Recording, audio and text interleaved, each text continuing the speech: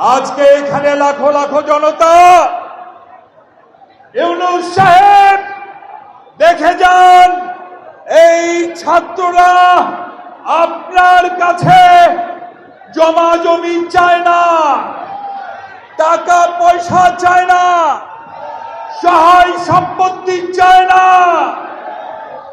এই ছাত্র ভাইরা অতি দ্রুত জনগণের নির্বাচিত সরকার দেখতে চায়।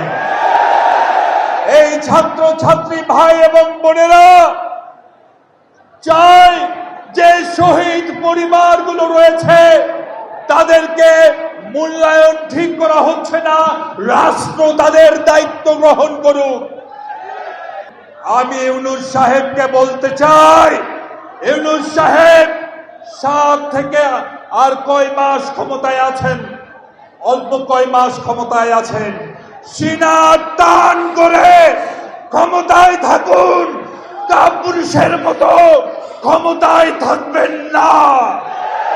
যারা বাংলাদেশে অস্থিরতা সৃষ্টি করতে চায়, বাংলাদেশের বিশৃঙ্খলাকারীদের আশ্রয় দিয়ে তাদের বিরুদ্ধে জাতিসংঘে অভিযোগ উপস্থাপন করুন।